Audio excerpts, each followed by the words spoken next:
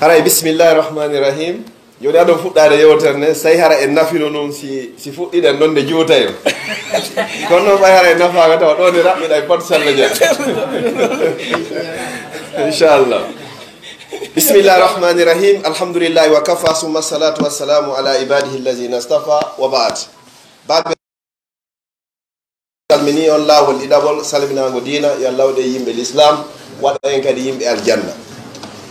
ko toɓɓe tati mi yewtata ɗo mi raɓɓinɗina ɗe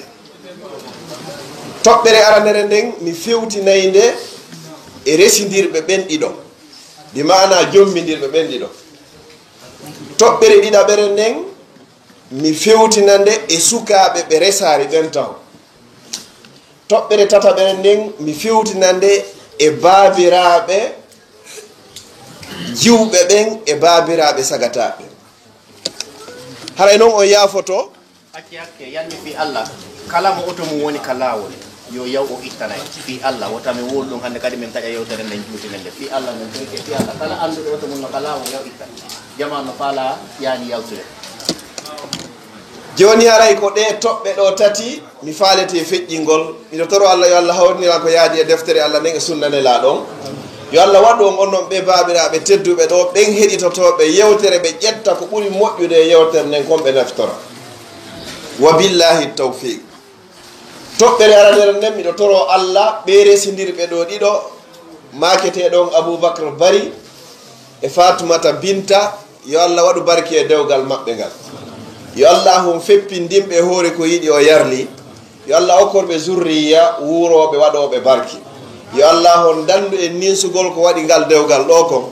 toriki Allah subhanahu wa ta'ala yo Allah waɗu giggol e yurmede e pottal hakkundeji maɓɓe wono waɗirno hakkunde nene Fatima e Sayyidina Ali ya rabbal alamin wondude kadi kala ka dewle huma kadi ya rabbal alamin haray fiyo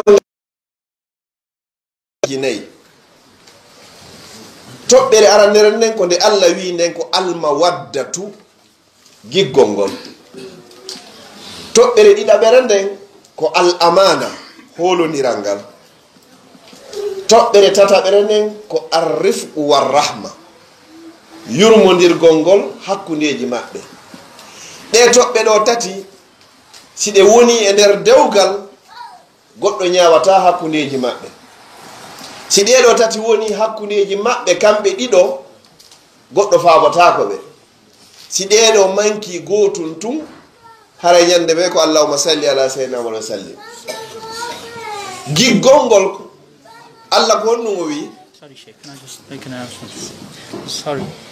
apologies Sheikh, again disturbance. Brothers, can you please go outside, the ones who are blocking the gate and the cars? There's about 20-30 sisters who want to leave the car park but they can't because there's about 8-9 cars parked outside. So whoever's parked in the way, can they please make their way out and let the sisters out so they can leave the premises? As the football match is finishing, there's a lot of traffic out there. So please, whoever's parked and they're blocking cars, can they go outside and move the cars first? Jazakallah. Thank you.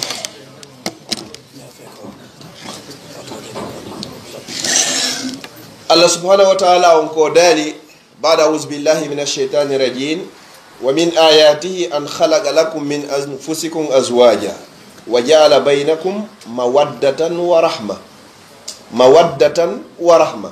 o fuɗɗori giggol ngol o watti ɗon kadi yurmende siɗa yiɗi goɗɗo tun a yurminaymo siɗa yiɗi goɗɗo a holotomo ɗi piiji ɗo tati wawi hani wonugol hakkunde fayɓe residirɓe ɓen ɓe yiɗidiri ko ɗum waɗi mo be si inni hino faala oya kadi jaɓi ko ɗum ɓe hikkata ɗon ko yoɓe yurmodira hara mo be sattede si heeɓi oya muusa oya tammum ɗum ko honɗum ko al amana ko yoɓe holodir hakkundeji maɓɓe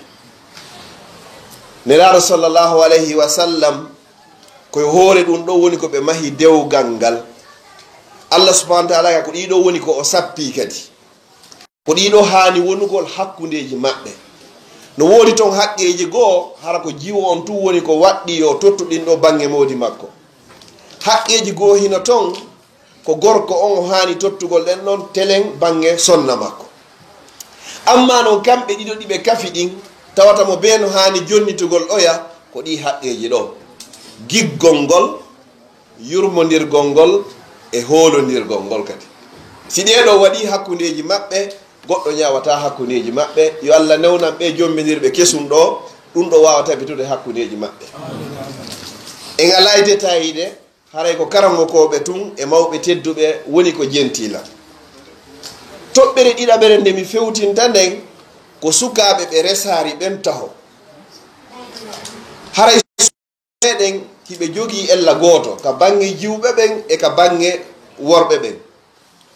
mi jombata fodde mi gaynaari janngugol maɗum mi jombata fodde mi fuɗɗaaki gollugol maɗum mi jombata fodde haray ɗum ɗon ko faljere moolanande kadi fii hon ɗum go'o a annda sa heɓa e mbooɗi a annda si Allah no windan ma ko a heɓowo mbooɗi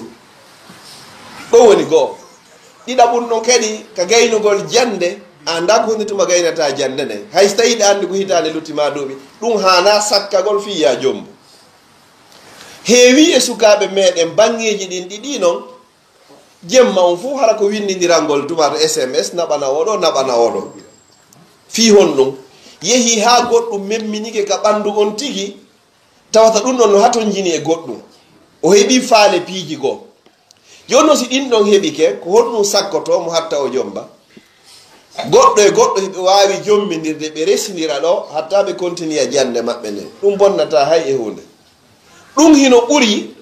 ko sagata on ma jiwo on yahata ɗaɓɓiroya nokkugo hara ko piiji bonɗi ko ɗum non ɓuri e moƴƴude mawɓe ɓen kadi si tawi yeehi ha sagata on inni hino faala jombugol wata ɓe sakko mo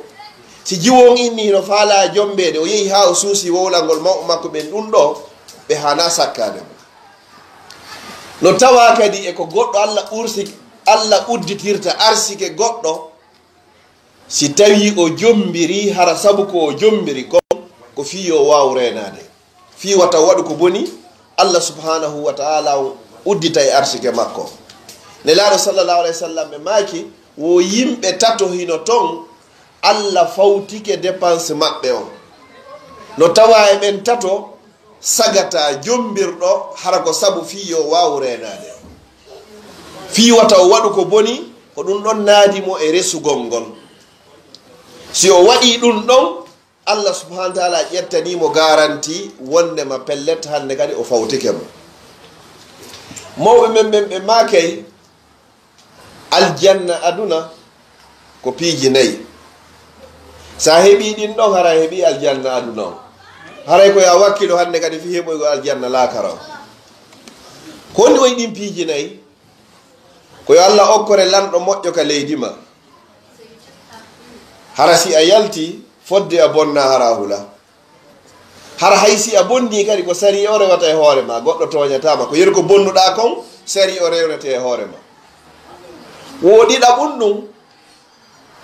o waɗa arsike ma on ka leydi ma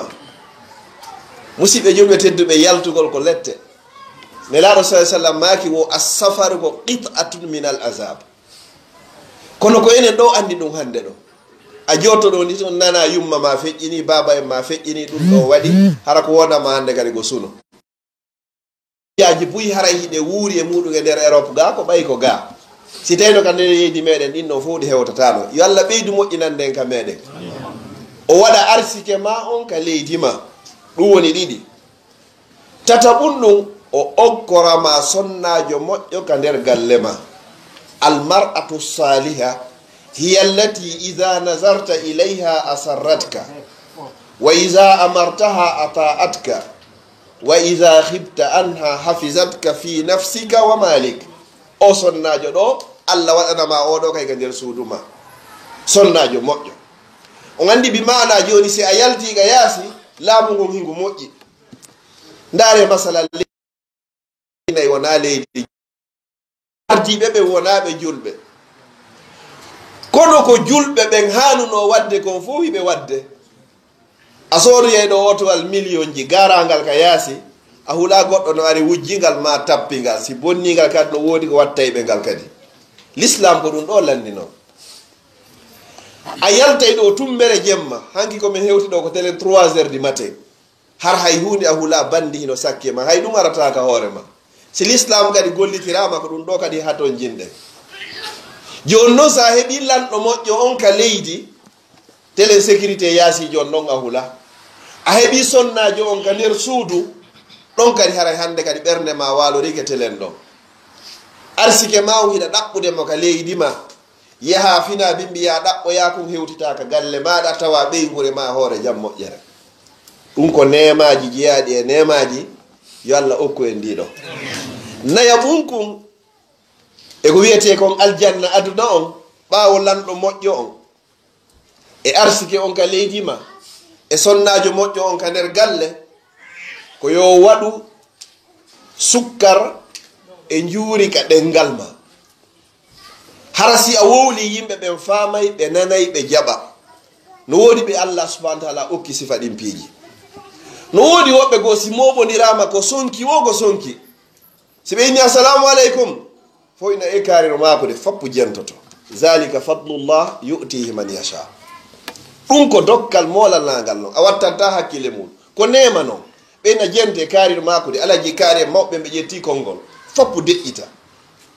ko ɗum o waɗi sukkar e juuri ka ɗengal ma ko wowlata kon yo Allah okku en nun ɗo seede mum no woodi woɓɓe ko kadi ko deƴƴi wo ko deƴƴi si ɓe ƴetti yewtere fuɗɗagol ɓe jama fo sonkinayde wotere e accire ni men ronki tigi tigi o men hawji yo Allah sansage ɗum no kadi sahiɗe wonde mo ɗi piiji ɗo nayi ko ɗi wiyete aljannaji ɗin aduna on ɗo dama dogata ko fof harayno e nder koye piihoye nayoye ɗo toɓɓere komi fewtinta kon mawɓe tedduɓɓen ko ɗon mi yaññata seeɗa ko fii probléme ji ko woni kon ka dewle na noon ɓaawo resindirede ko aɗo resindirede imam meɗen gonɗo cheikh mahmoud ɓe yewi e hadis on nelaɗo sallllahu alayhi wa sallam ɓe maaki iza atakum ko adatu charte si ari ka moɗon man tardawna khuluqahu wa dinuhu fa zawwijuhu si ari ƴami ka moɗon on mo yiɗi ɗon jikku muɗum e dina muɗum o resinemo si on resinarimo goy wa illa tafalu takun fitnatun wa fasadun arid wona e bononda molnaɗo ka hoore leydi nanen hadis on ko nelaɗo sa sallam maaki kon nanen qissa moɓe addani on hakkunde sayyidina ali e nene fatima e nelaɗo sallllahu alayhi wa sallam oɗo nelaɗo addari sartiji tati ma sartiji nayyi ko ɗiɗi pette ɓe addi ɓe adori kadi ko ɓuri e mawnude kon kadi si ari ƴami ka moɗon on mo yiɗi ɗon jikku muɗum ko jikku on adora ko fi honno haadi allah subahana taala adora dina kan neɗɗo no wona julɗo hara o jogaki jikku moƴƴo goɗɗo kadi himo wona jogiiɗo jikku moƴƴo kono hara na o julɗo masalan enen e yiɗum ɗo ene wuurɓe ka leyɗe tawata na leyɗe julɓe ɓe hara hiɓe jogii jikkuuji moƴƴi kono hara wonaɓe julɓe ko piiji ɗiɗi woni ko sertuɗi noon jooni noon si ari ƴami ka moɗon jeɗɗo jogiiɗo jikku moƴƴo himo jogii diina ko on ɗum hanɗen landade hannde kadi hay e hunde foppo haray timmi hannde kadi kono si tawi goɗɗo o ari ƴami ka moɗon on fuɗɗike landade komo honto e ka meɗen ko ɗum noon fuɗɗorte ko laɓe kaa ko pita kaa ko mamu kaa ko dalaba kaa ko kindiya kaa ko telimile kaa ko honto haray hadis on o woopama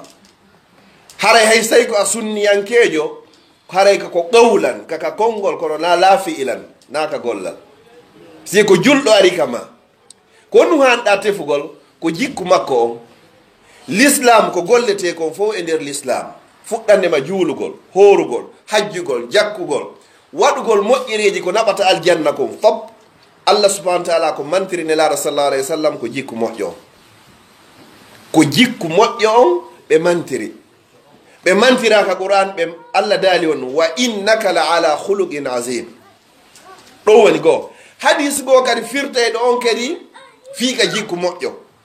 goɗɗo arno landi nelaɗo sallllahu alayhi wa sallam ɓe inni yeetolal nelaɗo ko honɗum ɓurata ma aktharu ma yudkhilu nnasu l janna ko honɗum ɓurata naadoyde yimɓe ɓen aljanna yeeto lanɗo miɗo humpa ɗum no woodi piiji boyi sa hoori sa hajji sa zakki sa moƴƴike ko ɓurata naadoyde yimɓe ɓen kon fof aljanna yeeto lan ko honɗum ne laaɗo ɗon kay ko adduno ko piiji ɗiɗi no tawano e muɗum jikku moƴƴon ɓeyni wo ko taqwallahi azza wa jalla wa husdul hulq ko kulol allah keni e gunɗo e moƴƴugol jikku on o arti kadi o arino kadi ka desal o arti kadi ko ɓurata naadoyde aljanna kon o ari kadi honto ko ɓurata naadoygol honno ka nelaɗo sa sallam mantira ɗon kon kadi jikku on bi mana noon enen leyɗe ɗen ɗo joni goɗɗo no wayurde ɗo leydi goo o ara ɗo tumo faala ɓiɗɗo ma o jombamo ɗo tum ɓawo lewru lebbi ɗiɗi hitande waccamo ɗo yaha na jikku moƴƴo waɗi joni noon ko honno andirta jikku on ko honno andirta diina kan sa yi bani adama tun a yi bani adam hiɗa hani yi'ugol mane l'islam e makko neɗɗo marɗo e neɗɗo lanɗo e neɗɗo ganɗo e mawɗo wata yiwɓe ronka heɓude mande hun hay gotun e maɓɓe mawɗo sa haynike mo tun a yenda e oɗo ko mawɗo ni ko hanaɗo teddinede marɗo kadi ko l'islam o wi ko sa yi marɗo yo nema maral ngal yaltitu e makko inna allaha yuhibbu iza an'ama ala abdihi an yura atharu ni'ma. Sorry, brother.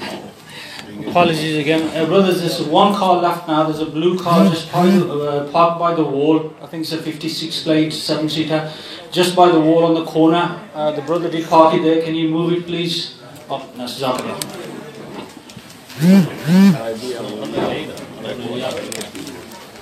Allah no yiɗi so neminima nema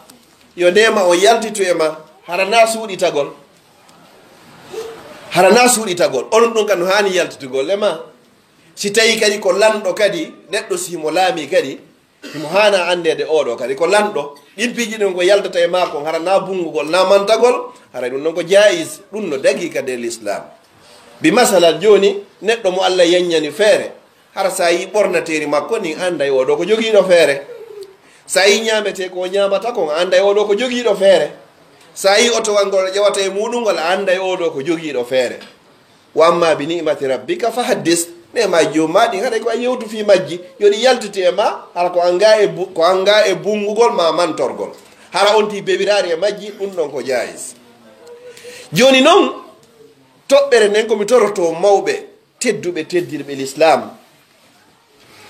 gurdam bani adama ñalande makko ɓurde moƴƴude ɗen e ñala ɗen ko ñande o resi ma ñande o resa ñande o jombi ma ñande o jomba l'islamu on jaɓa l'islamu on hino sali ko beemi jomminira e ɓiɗɗo kawuan ma ɓiɗɗo bappan ma ɓiɗɗo yayan si tawi hara goɗɗo e maɓɓe falaka si tawi noon hara hiɓe yiɗidiri wallahi ko ɗum ɓuuri labede haray no foti hano no ɓuuri e moƴƴude ko ɗum ɓuuri e labede mawmen men ko ɗum waɗayno yo allah o yaafoɓe kono hay hoore hara wonaɗo e jombede on no yiɗi wonɗo e jombude on kadi haray no yiɗi ɗum no dagi ka l'islam ɗon haray no ɓuuri moƴƴude e labede e di yo yahu ka jeenanire si tawi noon hara gorko on faalaka sellanta mawɓen kaɓe forsa si tawi hara jiwo on kadi faalaka sellanta mawɓe kadi kaɓe forsa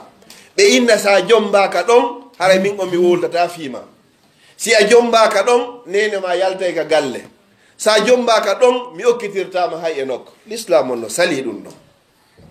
ɗon l'islam on no sali ɗum ɗon few sellanta en ka waɗen ɗum ɗon ko wiyete dewgal ɗum ko dire indéterminé hanaynede ko fi balɗe ɗiɗi ma balɗe tati ko ha ñande goɗɗo e mon laati fure ko ɗum ɓuuri hande ko ɗum ɓuuri e moƴƴude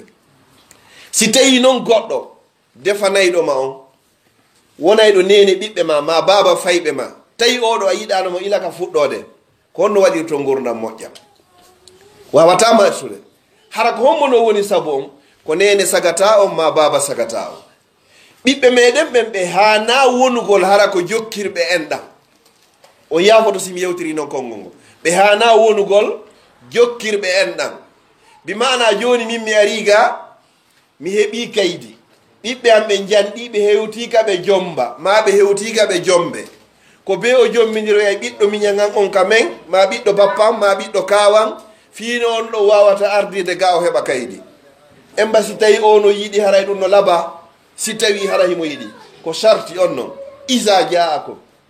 si ari hara himo yiɗi wallahi haray ɗum no laɓa si tawi noon hara hande kan noon o yiɗa wallahi haray sellata haray ɗum no wata sellude. Brothers, it's the wrong car. MJ58 Ford, can you please move it? You're blocking others, brothers and sisters. MJ58 Ford, it's a blue color. Just parked on the corner. If whoever Okay, is also can I think the move, best please. to let them all take their cars out now because they come back outside, so we don't have no more disturbance. Yeah, for musidɓe so tawi goɗɗo no paaki kadi car park yo yaltina auto han ngal ɓa joni tan goɗɗo wawi parkude ka yaasi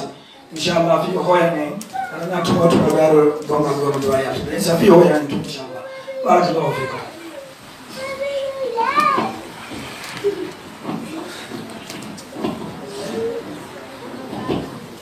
Naam,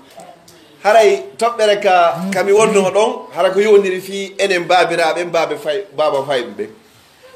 okkinirgol ka nder famille ji haray ko ɗum ɓuuri alaɓede si tawi hara wona ɓe okkinireɓe ɗen ɗiɗo hiɓe yiɗidiri hiɓe yarlodiri ko hikkoto ɗon neɗɗo wata o hersir toranagol ɓiɗɗo makko on bima'ana yiyaɗo hina jogui jiwo hewtuɗo ka jombe yi'a sagata jogiiɗo jikku moƴƴo jogiiɗo l'islam annduɗo diina mo tañƴiniɗa ko aaden hulowo allah weeɓitanamo jiwo ma on hay sey ko alhaali ene baba a resi ene a hewti noon ka resa ka a torike nokkugo sagata on famana e ɗon hoore muɗum si tawi hiɗa jogii goɗɗo kanko tigi o aroye sa feƴƴino yeeso ɗon